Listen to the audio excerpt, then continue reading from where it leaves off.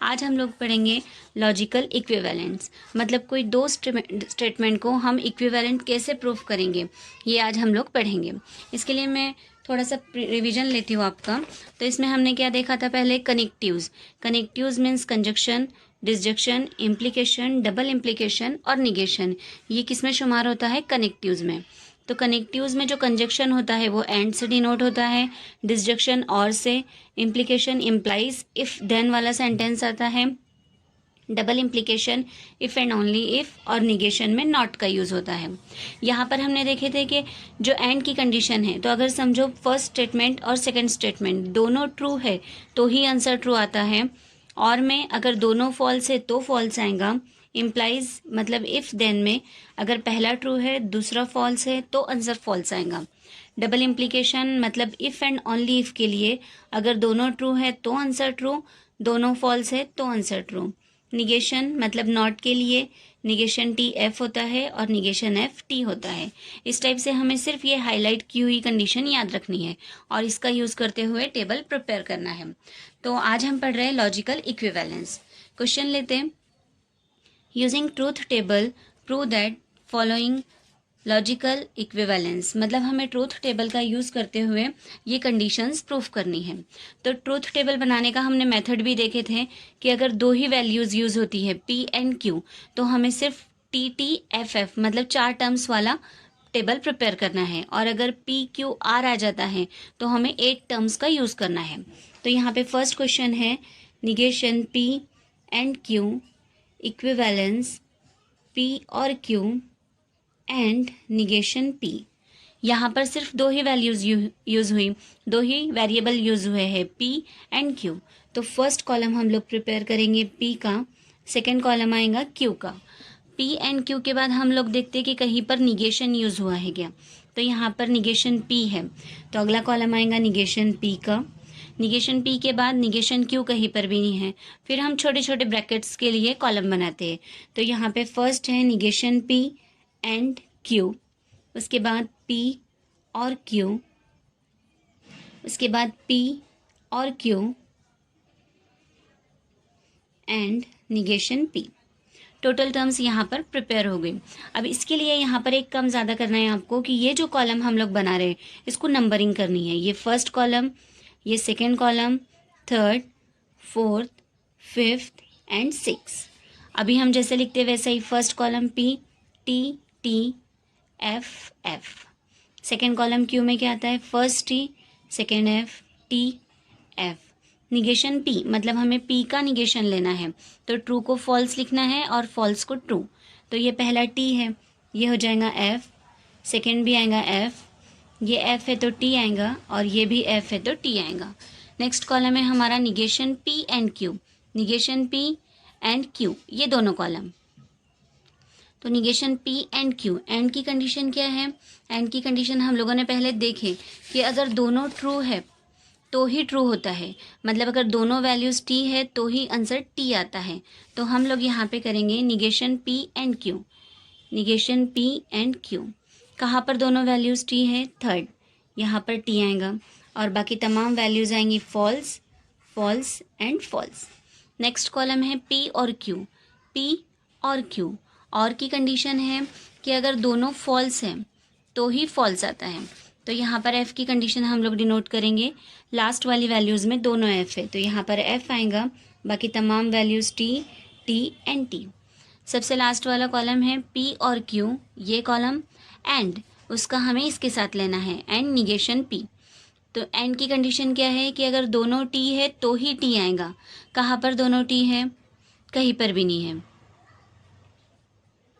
यहाँ पर है, तो यहाँ पर आएगा टी और बाकी तमाम वैल्यूज़ रहेंगी एफ़ एफ़ एंड एफ़। अब हमें क्या करना है, हमें इक्विवेलेंस प्रूफ करना है, दो टर्म्स को इक्विवेलेंस है या नहीं, किसे, P negation P and Q मतलब ये कॉलम, पी और क्यू एंड निगेशन पी मतलब ये कॉलम। तो हम इन दोनों कॉलम को कंपैरिजन करेंगे। पहली टर्म एफ, ये भी F, F F T T F F, मतलब from column number 4 and column number 6, from column number 4 and column number 6 हम लोग कह सकते हैं कि negation P and Q is equivalence to P और Q एंड निगेशन P। मतलब इन दोनों कॉलम्स की तमाम एंट्रीज सेम है, FF, FF, TT, FF। Therefore, negation P and Q is equivalence to P और Q and negation P। Second example लेते हैं। सेकेंड एग्जाम्पल है P और Q implies R equivalence to P implies R and Q implies R। अब यहाँ पर 3 variable use हुए हैं, P, Q एंड R।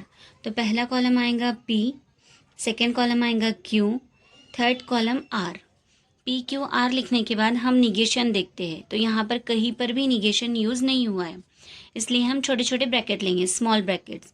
तो फर्स्ट ब्रैकेट है P और Q, second bracket P implies R, third Q implies R। अब हम टोटल टर्म लेंगे, तो फर्स्ट टर्म है हमारे पास P और Q implies R, और यहाँ पर है P implies R and Q implies R। Second काम क्या करना है, हमें इसे नंबरिंग करना है, तो ये first, second, third, fourth, fifth, six, 7 and 8। अब टेबल प्रिपेयर करेंगे, तो फर्स्ट P, यहाँ पर R भी यूज हुआ है, इसलिए P के लिए पहली 4 वैल्यूज रहेंगी ट्रू, बाद की 4 आएंगी फॉल्स। Q के लिए 2T, 2F, 2T, 2F। R के लिए 1T, 1F, T, F, T, F, T and F। अब यहाँ पर है P और Q, और की कंडीशन क्या है, और की कंडीशन है कि अगर दोनों फॉल्स है तो ही फॉल्स होता है, ये F की कंडीशन है, और की कंडीशन है।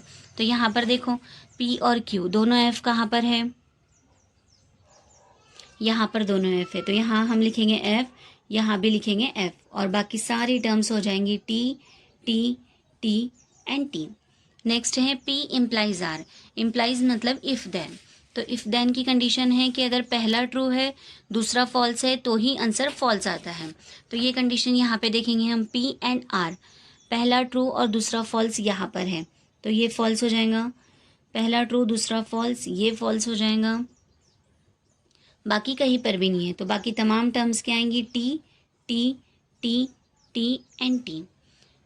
नेक्स्ट कॉलम है Q implies R, मतलब Q implies R, पहला ट्रू दूसरा फॉल्स यहाँ पर है, तो इसे हम लिखेंगे फॉल्स। इसके बाद देखेंगे ट्रू और फॉल्स कहाँ पर है, तो इसके बाद ट्रू और फॉल्स यहाँ पर है, यहाँ लिखेंगे फॉल्स, बाकी तमाम टर्म्स आ जाएंगी T, T, T, T, T and T। Next column है P और Q implies R, मतलब ये P और Q implies R, इधर से इस साइड दिखना है अभी, P और Q implies R, first T second F, तभी F आएगा, तो TF ऐसे चेक करना है, क्योंकि ये पहली टर्म है और ये सेकेंड टर्म है, ये है T एंड F, पहला ट्रू दूसरा फॉल्स, तो ही आंसर क्या आएगा, फॉल्स आएगा। और यहाँ पर पहला ट्रू दूसरा फॉल्स, यहाँ पर भी है और कहीं पर भी नहीं है, तो बाकी तमाम values T, T, T, T and T। 7th column complete हुआ। अभी लास्ट 8, तो 8 कॉलम में हमें क्या देखना है, P implies R, मतलब ये, and Q implies R, and की कंडीशन है, एंड में हमने देखे दोनों T रहा तो ही T, यहाँ पर दोनों T है तो T आएगा, यहाँ पर भी दोनों T है तो T आएगा, और यहाँ पर दोनों T है तो T आएगा, यहाँ पर भी T, यहाँ पर भी T, बाकी वैल्यूज आएंगी F, F एंड F। अब क्वेश्चन की बेस पर हमें कौन से 2 कॉलम को कंपेयर करना है, P और Q implies R, P और Q implies R मतलब column number 7, P implies R and Q implies R मतलब कॉलम नंबर 8। तो अगर इसकी हम एंट्रीज देखें तो पहले दोनों T, F, T, F, T, F, T, T, T, मतलब ये दोनों एंट्रीज सेम है, तो हम लिखेंगे from column number 7 and column number 8, P और Q implies R is equivalence, P implies R and Q implies R। इस टाइप से दो टर्म्स को हम लॉजिकली इक्विवेलेंट प्रूफ कर सकते हैं। अगर दोनों कॉलम की एंट्री सेम आती है then this two terms are logically equivalent. Okay, I think आपको समझ में आ गया होगा। Thank you.